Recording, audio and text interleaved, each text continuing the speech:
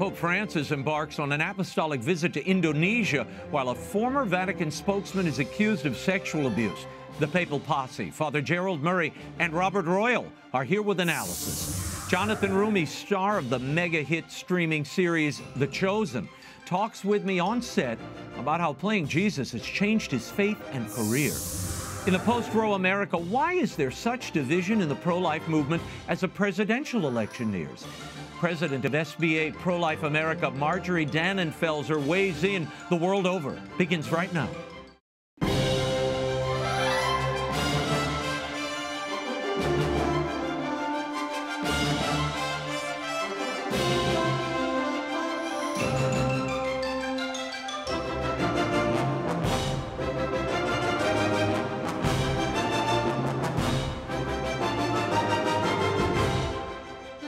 Now, Raymond Arroyo. A warm welcome to all of you joining us in the United States and the world over. If you'd like to comment on tonight's show, send me an X post. I'm at Raymond Arroyo. Lots to get to tonight. First, some news. Earlier this week, fire broke out in an historic church in the northern French town of Saint-Omer. The Church of the Immaculate Conception was badly damaged by an arsonist on September 2nd. No one was injured, but the church steeple and bell tower eventually collapsed. A suspect who was living in a hostel was apprehended just hours after the blaze was brought under control. An initial investigation has found that the suspect has a history of church arson attacks. In an historic act, parish priest Father Sebastian Roussel rescued the Blessed Sacrament and some 20 other religious artifacts, including the reliquary of Saint Corneille. In 2023, 27 churches were burned in France. 12 have been torched in the first 6 months of 2024. Attacks on religious monuments in recent years account for approximately 90% of the anti-Christian acts recorded annually by France's Ministry of the Interior. This is satanic. We will keep you updated on these developing events. Our friend and one of the original members of the Papal Posse, Father Roger Landry, has been appointed National Director of the Pontifical Mission Societies USA. Cardinal Louis Tagle, prefect of the Dicastery for Evangelization, formally approved the appointment. The Pontifical Mission Societies serves the Pope to support missions and young churches throughout the world. Father Landry is a priest of the Diocese of Fall River, Massachusetts, and once served as attaché to the Holy See's Permanent Observer Mission at the UN. He recently was a chaplain at Columbia University in New York. Congratulations to Father Roger. And Pope Francis embarks on an apostolic visit in Indonesia this week, the longest voyage of his pontificate at 12 days. He hopes to encourage the small Catholic community there, very small, to promote interfaith harmony and dialogue in a country where the world's largest Muslim population dominates. Meanwhile, the former Vatican spokesman, or a former Vatican spokesman, faces charges of sexual abuse. With analysis of all this and more is the Papal Posse. Editor-in-Chief of thecatholicthing.org, Robert Royal, and canon lawyer and priest of the Archdiocese of New York, Father Gerald Murray. Thank you both for being here. Gents, I want to start with the Pope's trip to Indonesia and Oceania. This is a tiny Catholic population, only 3% of 275 million people. Arriving in Jakarta on Tuesday, Pope Francis met with Indonesian authorities in the morning, later with priests, nuns, and seminarians at Jakarta's Our Lady of the Assumption Cathedral. In his prepared remarks, the Pope celebrated Indonesia's human diversity as, quote, a magnificent mosaic, while at the same time warning that diversity can sometimes lead to conflict. Father Jerry, the Pope made a point of assuring the Indonesian president that the Church is committed to interreligious dialogue. Your thoughts about that sentiment and the necessity of this trip now? Well, the trip is good for those Catholics in that part of the world precisely because of the increasing pressure that's being felt in other parts of the Muslim world. Particularly in Nigeria, for instance, where the Catholic Church is being persecuted. To have an Indonesian government receive them, the Pope, so warmly, and the Pope encouraging dialogue between religions. This is all to the good, because the model of tolerance in Indonesia should be followed by other Islamic countries. And certainly the Catholic population there, while small, is influential. And the Catholic Church, wherever it established itself, is always appreciated by all people because of its educational, hospital, social welfare efforts, all that it does to promote human development according to the Christian faith. So there's no necessary conflict between Islam and Christianity when both sides agree that we are going to respectfully disagree about doctrine, but on the other hand, embrace human love and what God commands us to do, love our neighbor. Yeah. John Allen, Bob, said this week, this is no longer the periphery, a place like Indonesia. He claims we in the West are the periphery. There are literally 3% Catholics there. I mean, come on. Is this stretching the point a bit? Well, yeah, in a way, yes, it is. But on the other hand, this is kind of a shrewd move. John Paul II visited Indonesia too during his papacy, and that part of the world, it's long been said that outside of the Middle East and primarily the Gulf area, the Muslims in Southeast Asia and in the East generally tend to be less radical than the people that we hear the most about because they produce the most trouble in Africa and in the Middle East. So to go there and to talk about the possibility of a harmonious coexistence, at least tolerance of one another, I think that that's all to the good. We all get a little nervous about this kind of conversation because it can, at least certain people can read this as the church being a bit submissive toward Islam. And of course, we're telling them about tolerance because it's mostly Islam that's persecuting Christians. It's not Christians perpetrating violence against Muslims. But I think overall to go there and to have a willing dialogue partner who's probably about as sincere a dialogue partner for peaceful coexistence as you can find in the Muslim world, that's not bad at all. I don't believe that the West is the peripheries in terms of Christianity. I think we still have some fight left in us, but I'm glad that he's gone and brought the message. I mean, when he's spoken to Christians there, he actually talked to them about taking risks for Christ and to listen to the one voice that can save us, and that is Jesus. So that, too, is to the good. Father, earlier this week, the Pope offered a final prayer at an interfaith meeting with young people. There was some reportage and disgruntlement that he did not make the sign of the cross, did not mention Jesus Christ, and he said, quote, "We are from different religions, but we have only one God." The people, a lot of folks online are saying he missed the opportunity to bear witness to the faith. Your take? Well, the Pope did this before. Remember his first meeting with journalists after his election? He said, since there are non-believers here, I'm not going to give a blessing. I'm just going to hope that God helps you. It's a gesture that I wouldn't do that because I think Muslims and non-believers expect the Christian Pope, the Catholic Pope, to do what he does all the time, which is to make the sign of the cross over the people, invoke God's blessing. So, but on the other hand, the sentiment the Pope is trying to convey to those people is that he loves them and appreciates them. And I would say that's good, but blessing them is a further sign of that. It's not a sign of anything else. So to love and show people respect includes bringing Christ's blessing upon them. Yeah.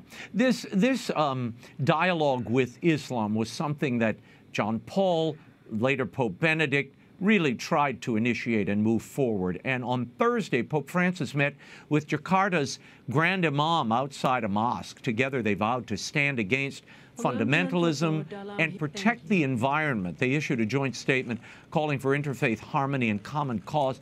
Bob, this mosque is very near the Church of the Assumption Cathedral, and the two structures are connected by what they call a tunnel of friendship. It's a passageway underneath. What do you make of that joint declaration, which has become a central theme of France's interfaith outreach?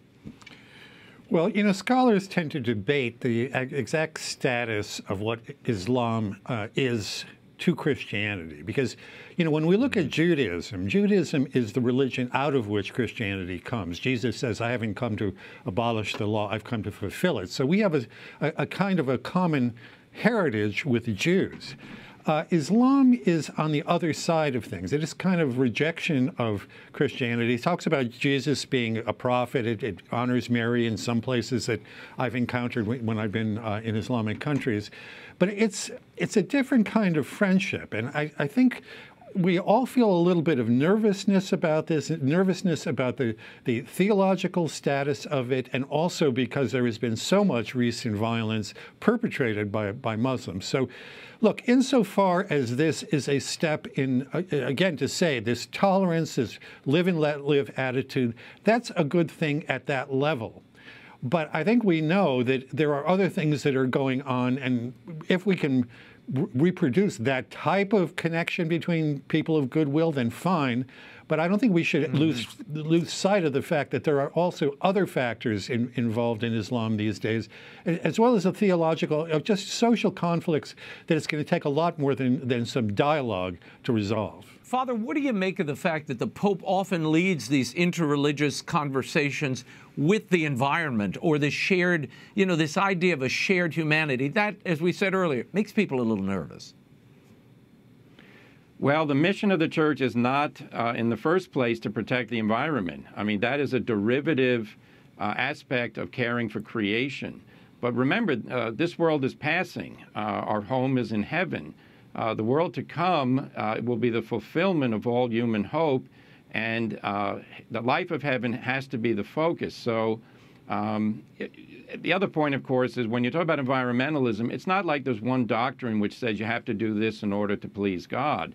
You know, people who are against development will say, well, we can't tear down the forest and plant crops because it destroys the forest. And the other people say, wait a minute, if we don't plant crops, people are going to die. So that's where you get into the political debates about priorities and which things government should favor.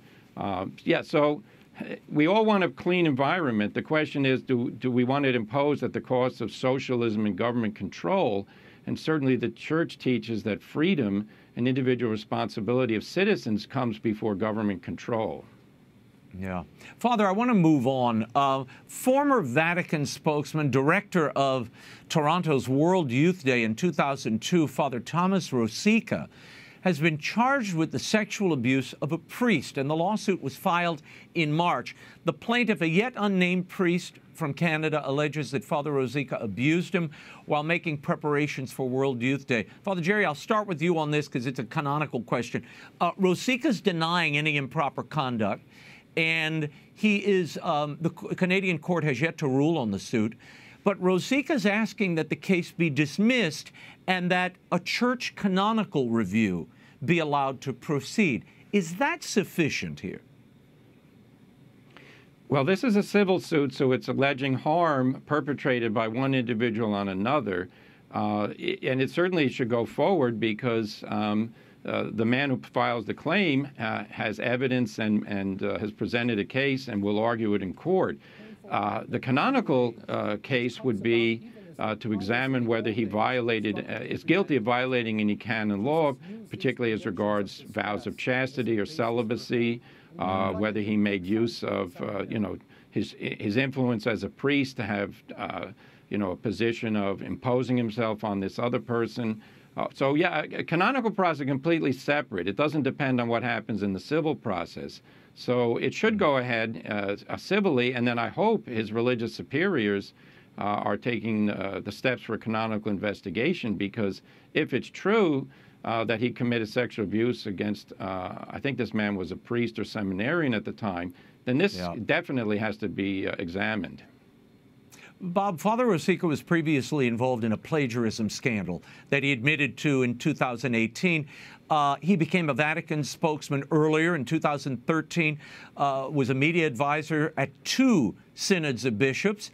Your reaction to this story, Bob, and the allegations presented here? Yeah, look, I think that this is very, very sad. Father Rosica was really a celebrity priest. I've actually talked with some priests who knew him in the early 2000s, and he was You know, he was called upon by very, very orthodox orders of nuns. He gave beautiful retreats. Everyone was happy with him. And it's about the same time that this alleged abuse took place. I'm sorry to see this. I don't know if we have to let the process play out. It's only fair to let there be witnesses presented and evidence examined. But I'm not entirely surprised at what happened, and it was probably wise on the Vatican's part that they removed him from a sensitive position on those synods when these sorts of things started to surface. While we're talking of the synod, the upcoming synod on synodality is reconvening in October in Rome next month. There is an ongoing, gentlemen, Amazon synod, which met just weeks ago, which I'll bet most of our viewers probably never heard anything of. They discussed greater participation of women, as well as a, quote, Amazonian rite, and how that could be celebrated, a liturgical rite. Reports surfaced this week that the Amazon rite of Mass will enter a 3-year experimental phase later this year, inspired and infused by local traditions and customs. Father, what have you heard about this new experimental rite? And when can we expect the Tridentine experimental rite? I can't wait. Well, of course, this is the big question mark that hangs over this entire matter. We were told when the traditional Latin Mass was being put aside by the Holy See that there is only one expression of the Roman Rite, which is the Novus Ordo. Right. Well, that wasn't true then. It's not true now. We have the Anglican use. The Tridentine Mass absolutely is an expression of the Roman Rite. It's very ancient. But now the Holy See, which says the Tridentine Mass is not an expression of the Roman Rite, now they're saying the Amazonian Rite will be a variant of the Roman Rite. And what will the variations be? Undoubtedly, based on what I've seen and the history of it, it'll be the incorporation of pagan ritual elements, which somehow will pay homage to the previous religion of Christians in the Amazon, their ancestors' religions. But this is wrong. We do not incorporate paganism into the Catholic Mass to try and show appreciation for something that we reject, which is we don't believe in pagan gods. We don't believe in pagan rituals.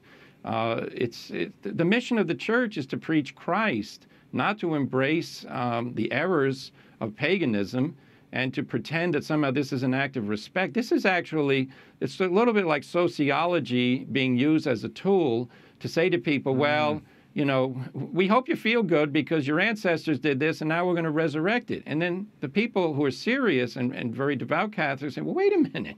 I'm glad my ancestors rejected that. We believe in Jesus. Yeah. We're happy that God sent the missionaries to us. You know, that's certainly. I'm Irish. I'm glad we don't do what the Irish did when they were pagans. We worship God now. Yeah.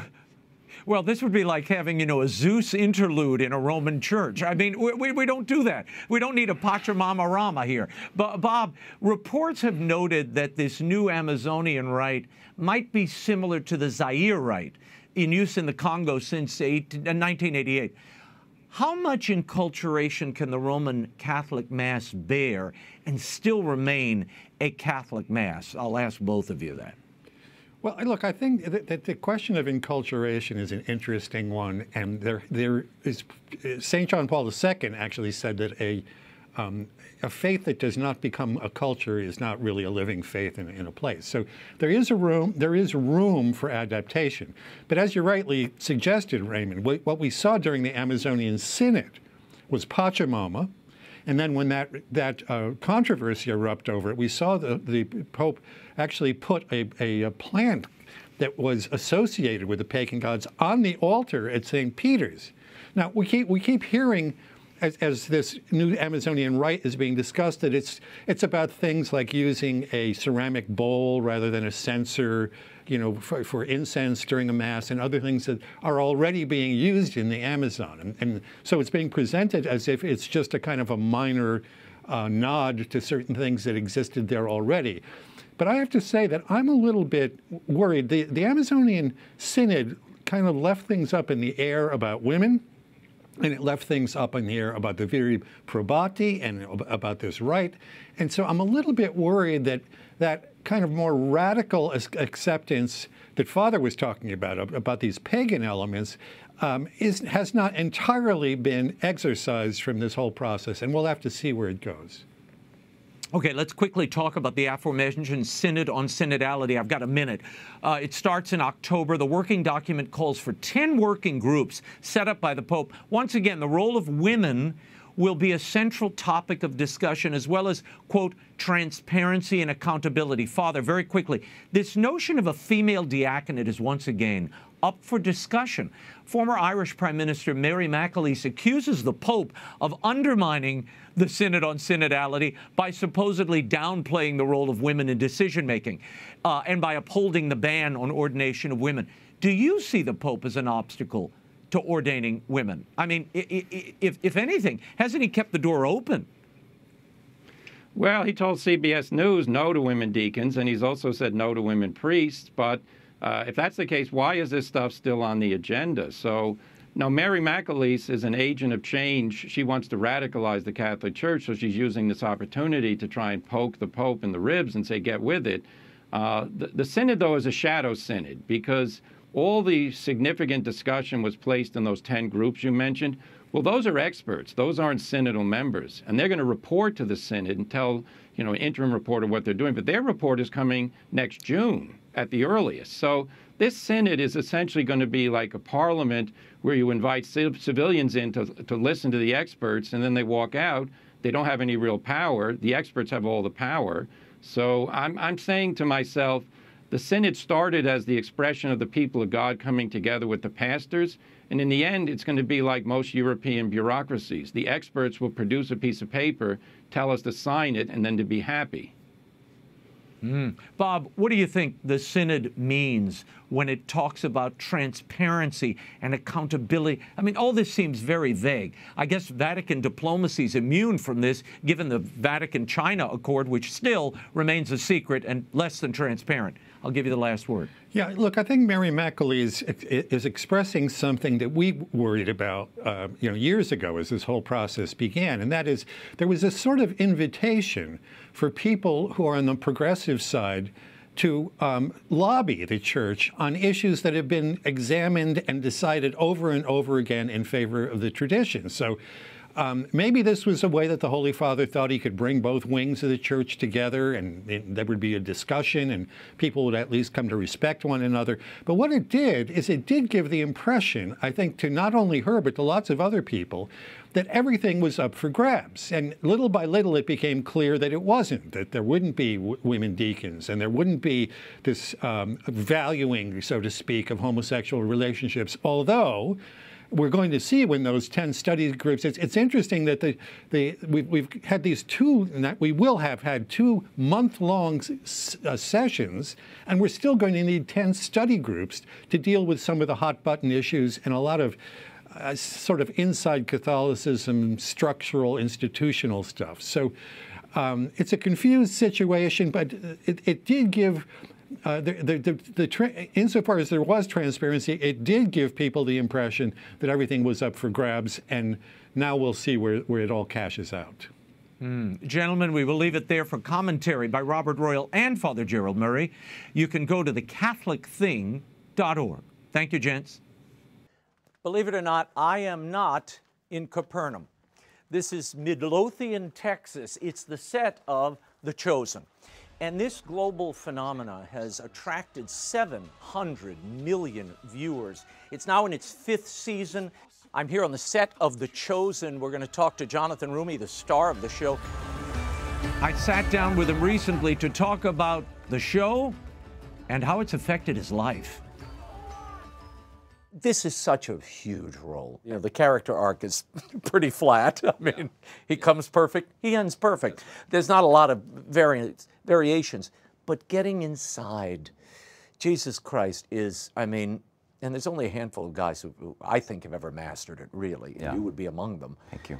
What was the biggest challenge when you came to that, to the realization? And let's go back. I just remembered, I saw you years ago in a Faustina production. Oh, you saw that. So I saw the first 11 years Jesus. ago. Wow. Yes. The first I saw Jonathan Roumie's first appearance as Jesus. Yeah. Yeah, that was the very first time I played Jesus at all. I I wasn't quite settled in the accent yet, but I knew that that was what I was going to do, was a Middle Eastern accent based on my family members, certain family members. And that was 3 days up in Washington State with a teleprompter. So it wasn't quite the ideal performance that I would have wanted to give, but it was kind of those like, we've got 3 days, there's no way you can memorize all this because we're just giving it to you now.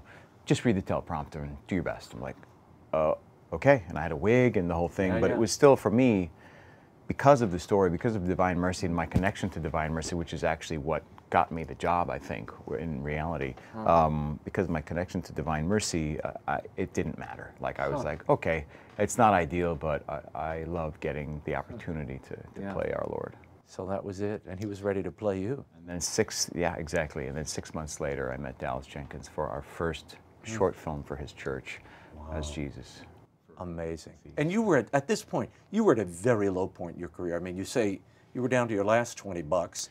How did Divine Mercy change your career and your fortune? At that point, when I did that, I still wasn't, making a living as an actor, but I was supporting myself at that point a little better than I was by the time my deeper conversion happened, which was about 4.5 years later.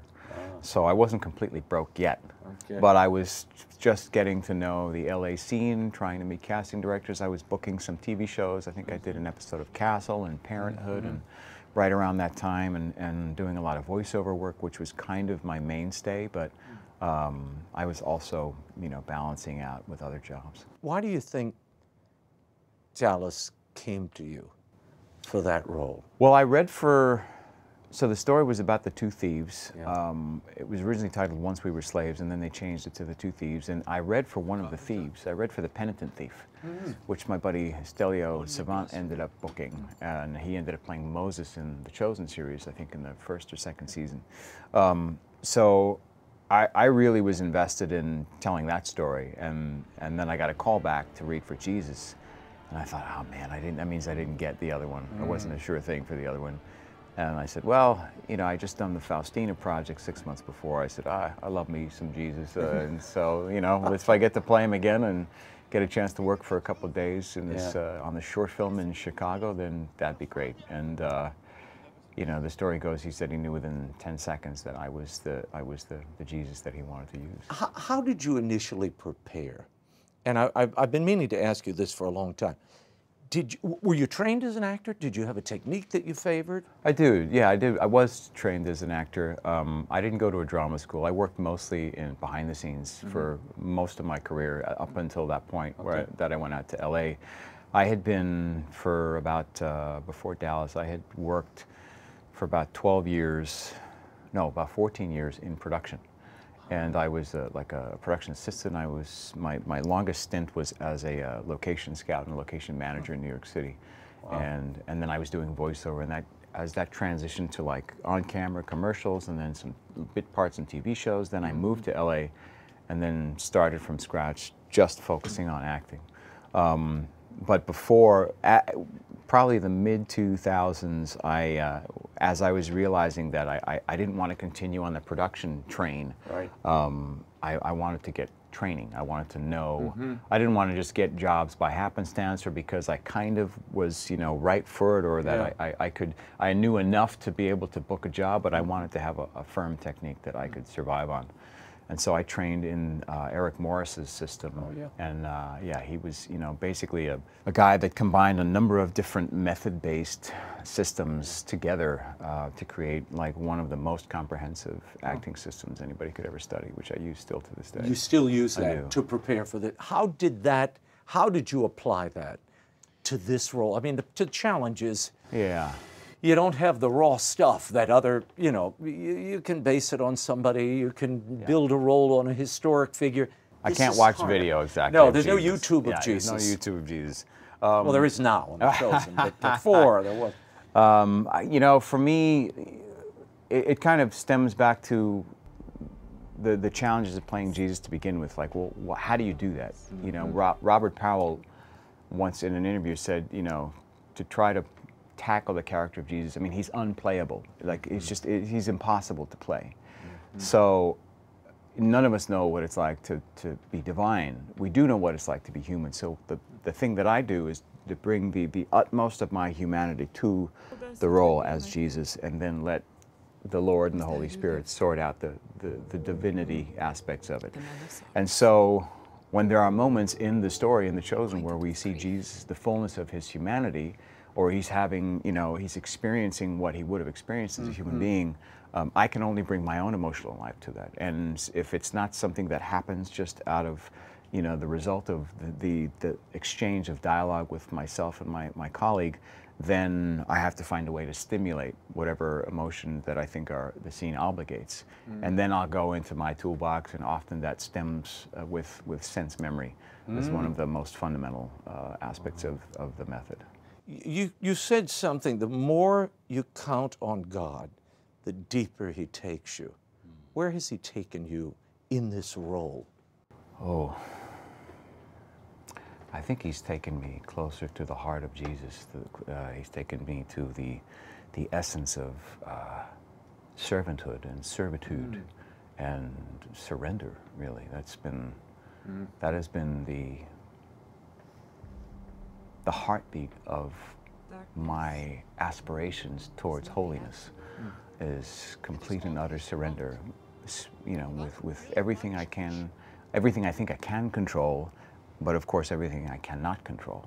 I have to offer it up to him and just say, you know, even filming these last 2 weeks, the two of the most difficult scenes for me, for the entire series and possibly of my career, is wrapping my head around how to communicate what actually happened at the Last Supper in a way that people feel that, as opposed to merely just hearing the words in Scripture, but feel what it is that he meant, and not knowing what exactly that looked like.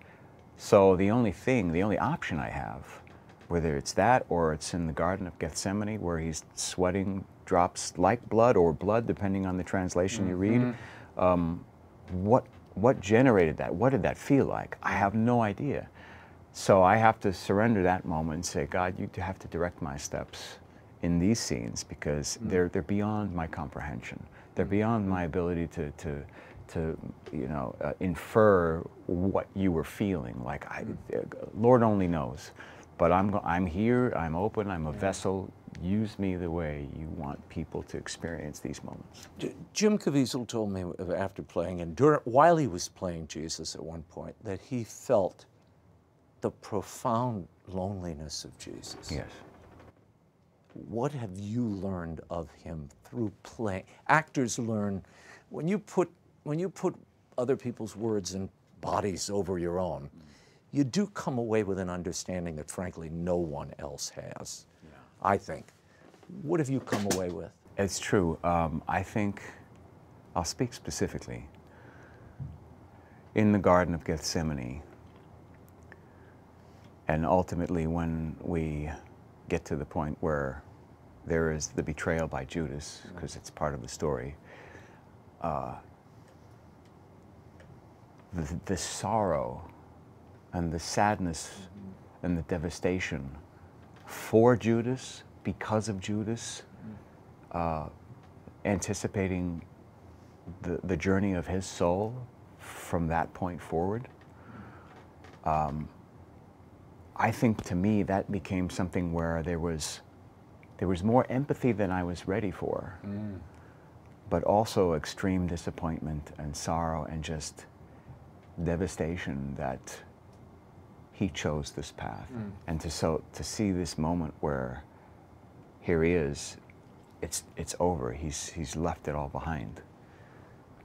To me, it was devastating, and I was depressed for most of the time we were filming it. Wow. And I think it was on set, people didn't know how to react to me. I kind of felt it was like I was just shut down to everybody, which is great for the scene. Yeah, yeah. But I'm also home. I also pray that everybody fully understands what that was and what that, why that was so pervasive. So devastating. Yeah. It's interesting, the timing, and we were talking about this the other night. The timing, you were just shooting The Last Supper on The Chosen. At the same time, you were giving this incredible speech in front of 50,000 people at the Eucharistic Congress in Indianapolis. Tell me about that experience, that juxtaposition or maybe continuity between playing the establishment of the Eucharist, the gift of the Eucharist, and then going to this conference that's trying to revive belief and love in the Eucharist. I mean, it just speaks to, you know, the accuracy and the beauty in God's timing, and the intentionality behind His designs. Because I committed to this almost a year ago, the Eucharistic revival, not knowing anything about our schedule. And then when we started in March, we got a schedule, and I'm like, so I'll have just finished the Last Supper scenes, and then I'm going to go speak at the Eucharistic Congress. Like, okay. Yeah. All right, I see what you're doing. Got the rehearsal again.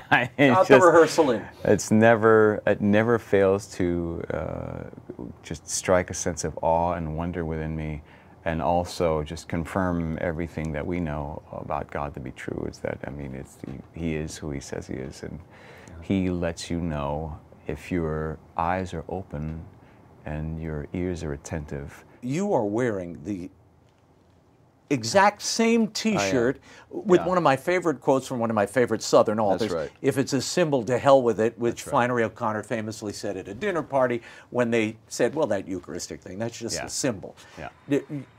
When you walked out with that shirt, I said, everybody's going to want this shirt now.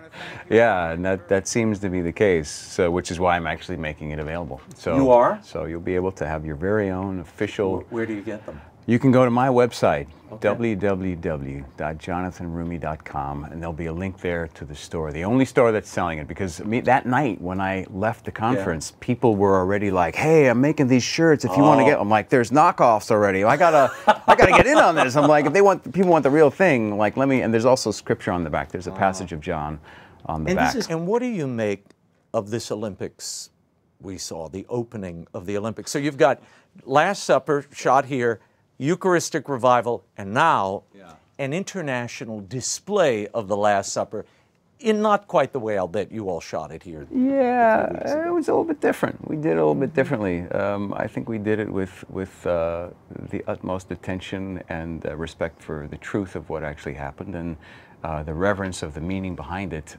contrary to what we saw.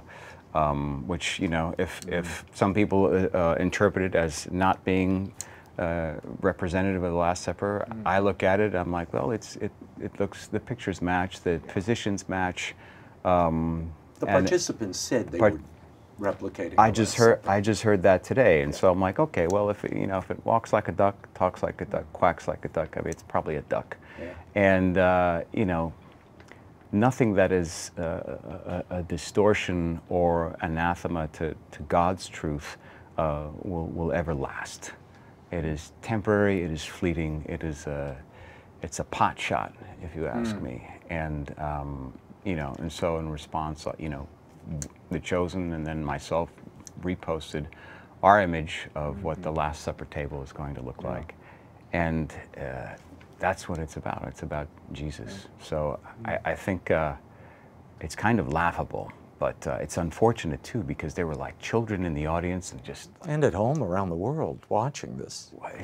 It was pretty disappointing to see, but I think our response has to, you know, if not identify it, remind people of what is the truth, of who is, you know, the Lord of the universe and the King, and who should be the center of our lives, and it's Jesus.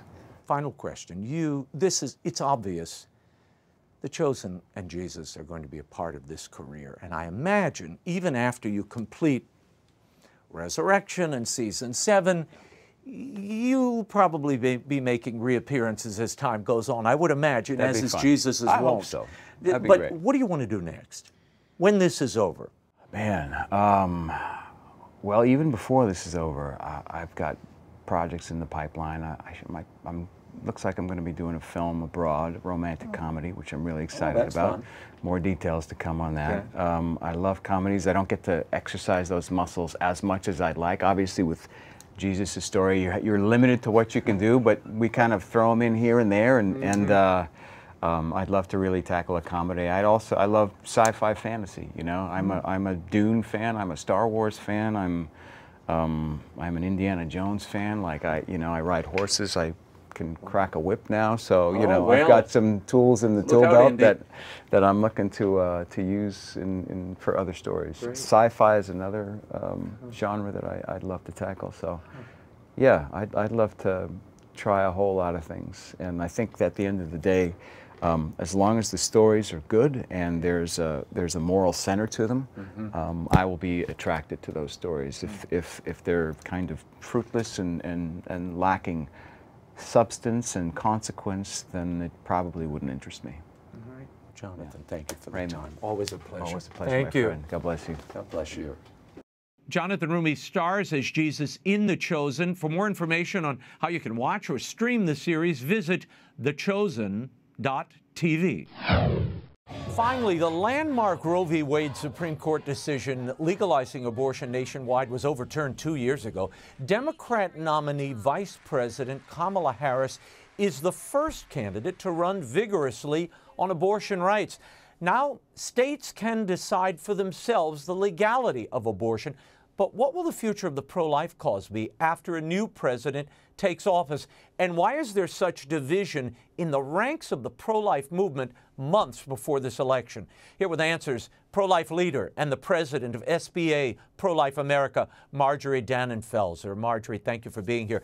The Trump position on abortion has really come under fire by some in the pro-life community, from the removal of the GOP pro-life plank in the platform to the former president's support and now endorsement of IVF.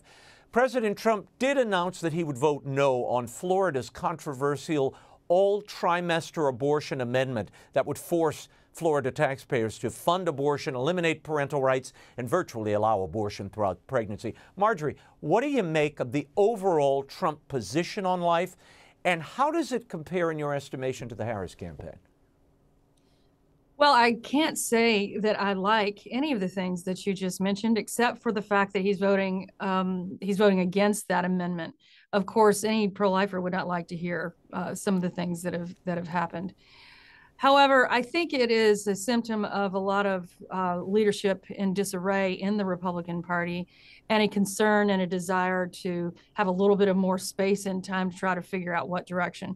That's not leadership. I'm not giving any excuses. I'm just saying that is the reality. What he is doing is he is committed to protecting states' ability to express their own moral convictions on the abortion issue in the laws of those states. What we have on the Harris-Walz side, however, is the most dramatically pro-abortion platform that you could possibly put together. And that is that every abortion, all trimester abortion, would be the law of the land of this country. They will stop the filibuster to do so. They even want to put that in the U.S. Constitution.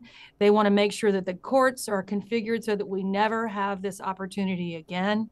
That is the definition of existential threat. So you just have to do a side-by-side and go with the one that you know would stop all of our efforts to save lives and serve women in ways that they deserve. Well-known pro-life activists like Lila Rose of Live Action, who has a podcast on EWTN, she advocates for a federal ban on abortion and sees anything less as an abandonment of the cause. On a recent podcast, she said Donald Trump's throwing babies under the bus. Marjorie, your reaction to that, and is that what's happening here? I think you have to look at this moment like you look at every other human rights movement that's been successful in this country that was incremental. We don't love incrementalism because it doesn't please us completely. It doesn't please anybody on the left or the right, pro-choice or pro-life. But what the Dobbs decision did do was allow us to form consensus. That consensus makes its way into the law, and we're in the public square. The best argument wins, and that's what becomes law. We cannot impose our will, as much as I would like to pass a complete ban on abortion nationwide now, because the nation just wouldn't allow it to happen. We don't have the votes even close. We do have the votes for, say, 12 to 15 weeks. Again, doesn't please everybody, but I believe we would have it if there was a strong leadership at the top that actually articulated this. Every single state will have its own consensus, and there will be a consensus on the federal level. That's the way democracy works, and that's what the tools of the founders have helped us in every other human rights cause in our nation's history to protect human rights in the law. Yeah, Lila Rose and others seem to be making the case that the Trump and Harris platforms on abortion are equivalent. Do you see them as being equivalent? And I mean, would the pro-life movement be in better hands under a Harris administration? They're absolutely not the same.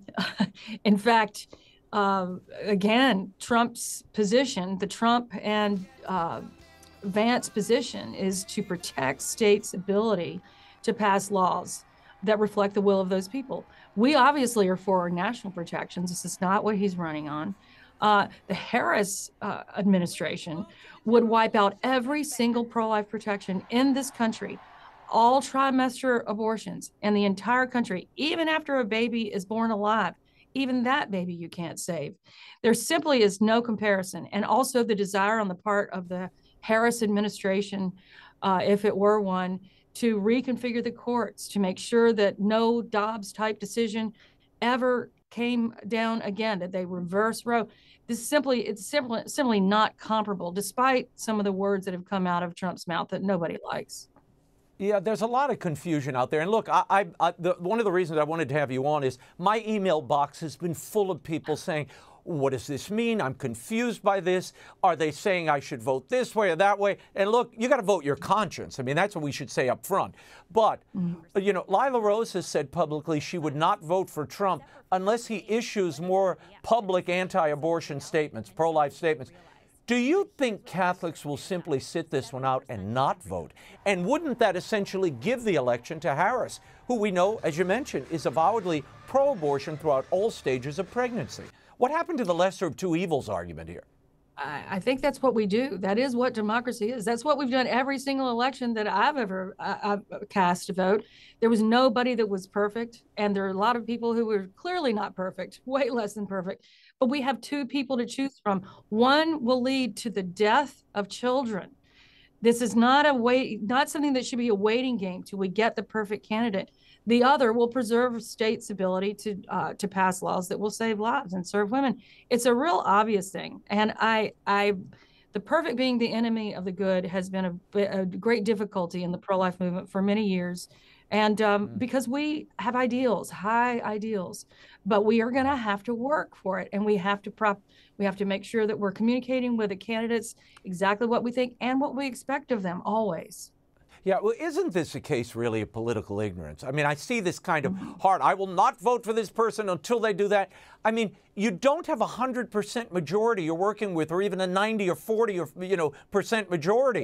Yeah. You can't will a majority into being. And that, it seems to me, is the political naivete in all of this, Marjorie. There are some people who are demanding that politicians be more Catholic and more pro-life than members of the Catholic Church and leaders in the Catholic Church. So you're not going to get, they're not moral leaders. They're not spiritual leaders, boys and girls. These are elected officials. They reflect the will of your people. The problem is you had 5 decades to win the hearts and minds of your people, and you haven't done it. So I don't know how you expect a politician to sweep in and suddenly wave his hand and everybody converts overnight. It's not going to, there's a political calculus here, isn't there? Oh, there is. I speak to Trump regularly. I speak to our Senate candidates regularly. I speak to members of Congress regularly. And the ones who are the most pro-life still understand that you cannot wave a magic wand and make the public believe what you believe. You have to convince them. And I am very encouraged. Actually, after this election, there's a lot of these conversations that I'm having. There's a strong desire to work together in unison with one voice for the pro-life movement moving out of this election. I'm actually very encouraged. But what will be very discouraging and actually will disable our ability to make any advances is if pro-lifers stay home and allow the election of people who want to destroy the Dobbs decision, who will pass one bill that would wipe out every pro-life protection in the country and disallow any others coming up. That is disaster, and that can't happen. Yeah, I have some news to share. Polling about the Catholic vote, and I'm going to share that in a minute, but what you've seen from the Biden-Harris administration when it comes to the treatment of those who are pro-life, Marjorie, is really, I mean, it has been onerous. Talk to us for a moment about the FACE Act and how that's been employed against peaceful pro-life protesters for the last 4 years. I mean, we read a story this week, an 89-year-old concentration camp survivor, this Eva Edel, who is facing 10 years in prison by the Biden DOJ for violating an act of peacefully protesting outside a Michigan abortion clinic. It's the most explosive story that isn't told on networks, except for this beautiful one. It brings you to tears. Just a couple of miles away in the Alexandria jail, there are people sitting there who were peaceful. They're peaceful protesters, but they also found the remains of very late-term children, torn limb from limb, one in a partial birth abortion, very obviously. There were fully formed children, and these lovely people found and would not allow them to be desecrated. And then also they wanted to go, the Department of Justice, to go after some law breakage with the partial birth abortion ban. But they've used that also to imprison those people who rescued those sad babies. They call them the DC-5. It's such a tragedy. And yes, across the country, it really is a militaristic state that leads that we're headed towards. If peaceful protest, people just praying out in front of pregnancy centers are carried off to jail for their just exercising their First Amendment freedoms. Marjorie, before I get to this new polling, for decades, your movement wanted abortion policy returned to the states. It was the Trump administration that made the repeal of Roe v. Wade possible. Now abortion's been sent back to the states, as we talked about earlier. But why do you think, why are members of the pro-life movement now urging its return to the federal level, a federal ban? Why? Well, we voted. Well, the Kavanaugh's opinion, his concurring opinion, said this is going back to the will of the people, to legislatures, including the Congress. So I actually believe that it's important for there to be a federal minimum standard, that California can't go beyond, that Illinois can't go beyond, New York can't go beyond. It shouldn't be that the rights of California babies are nil and the rights of Alabama babies are 100%. So there is definitely a foundation and a standing, and there's a 14th Amendment that allows federal legislation in this area, and many, many members of Congress and the Trump administration supported a 20-week limit before Dobbs. It's the same country we're living in now. And I think that we are working towards that, but the blowback after Dobbs made it very difficult to build. I think we will get there, and we'll make it as strong as we possibly can. Yeah, no, I hear all of this sort of stamping around and complaining by some leaders in the pro-life movement. But look, I see this as a failure of the pro-life movement and the Catholic leadership, to be perfectly frank. You had all these years to convert these people, to move them, to convince them, to open their eyes to the beauty, the preciousness, and the sanctity of life. You didn't stick the landing. Now you want a politician to come in and do your job overnight. Guess what? It won't work. It's not going to work that way. So I think there needs to be a deep reappraisal of all this because, again, politicians react to the voters before them. And these voters are telling them it's a pro-choice nation. Okay? Now here's the real horror of this. This is an EWTN Real Clear Opinion Research poll that's just released today. And there was a collaboration here. The survey revealed that Catholic U.S. voters, okay, they are, and this was an August survey, it covered 1,000 voters between in late August, the 28th to the 30th. By 50%, Catholic voters plan to support Kamala Harris for president. 43% support Donald Trump. 6% are undecided. When undecided voters are asked which candidate they lean toward, Marjorie, Harris's overall support increases to 54% to Trump's 45%. Perhaps the starkest statistic in the survey is this one. Female Catholic voters support Harris over Trump 56% to 37%, while male Catholic voters break for Trump 49 to 43. Your appraisal of what that is, that's a 19-point difference among Catholic women. Catholic women. What's happening here, Marjorie? Well, you've made the case very forcefully, and you're right that we have a lot of work to do. One of those pieces of work that has to be accomplished is the communication of the reality of abortion and actually what abortion is allowed in this country. Most people, their understanding, and I think that leads to polling results that are skewed because people don't understand what the reality is. The reality is in this country, if you're in California, Illinois, you can have abortion up until the end. Absolutely. But people don't know that. And it is a failure of Republican elected officials to not communicate that. I think it leads to people thinking, continuing to think, including Catholic women who are not looking at this. They think that abortion is just legal in the first trimester. That was the understanding about what Roe was. And that is a serious misunderstanding because that's not the case. I think that when you communicate, when you speak into those populations, Catholic populations and any population, about what the debate is really about, it's not about a national ban. Right now, where the discussion is about whether there should be any limit whatsoever in any state or on the federal level. The more particular you get, the better the results are. That's what we've found in all of our polling in every demographic. And I think, and we see it in we see it in Europe as well, Marjorie. I mean, they have 15-week abortions on abortion bans. I don't know why that's such a big lift here in America.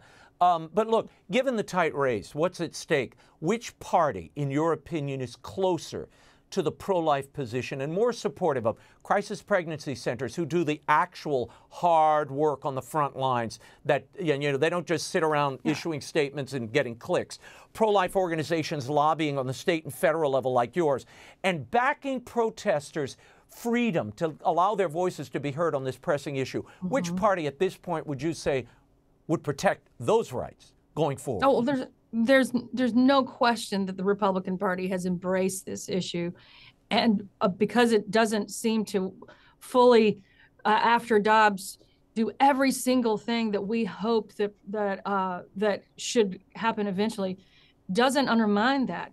It is still the pro-life party. We are literally, as you can see, our party is that party is still finding its voice. It's still after this decision that really affects so many people in this country. They thought it was going to be easier. It's not. It is the strong pro-life party. And when you compare it with the other, you know that it would be disastrous to wipe out 24 states' pro-life laws with the election of Harris and Walz. And that is exactly what would happen. There's no question about where the vote should be.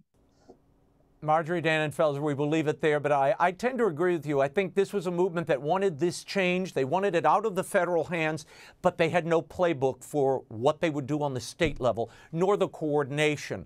And it seems the abortion side of the ledger had a playbook that they're implementing with great effectiveness, apparently. For more on the work of SBA Pro-Life America, visit sbaprolife.org. I'll give you the last word, Marjorie.